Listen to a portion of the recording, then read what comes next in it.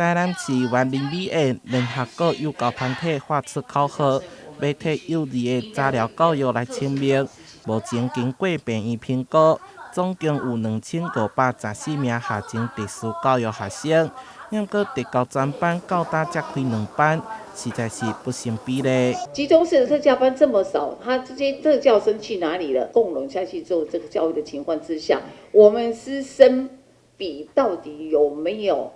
合乎标准？幼教机构的特教专业能力普遍不足，虽然有特教助理员，不过团体希望政府会当强化辅导，加招一寡专业师资，同时嘛建议爱缩短病院评估时间，安尼才会当让幼儿量早恢复常态，避免错过黄金学习期。特教生，他其实是一群需要我们多一点用心去关怀的小朋友，他是可以做融合教育，但是如果被评估为中度跟重度的部分，是真的需要专业的特教老师，所以我们才会希望他有所谓的集中式的特教专班，针对这一些比较严重的小朋友的部分，能够得到一个更妥善的照顾。其实业者都愿意来配合，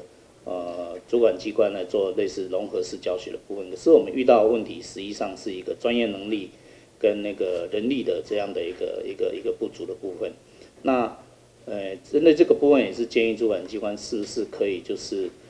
有比较多元样的一个做法来支援学校。对此，教育局回应将会逐档争取中央补助，增加特教专班。相关人员的培训作业嘛会提供线上课程，园林美院也会向议会提案，加强特教教育的相关措施，来确保特教学生的受教权益。台南新闻所采访报道。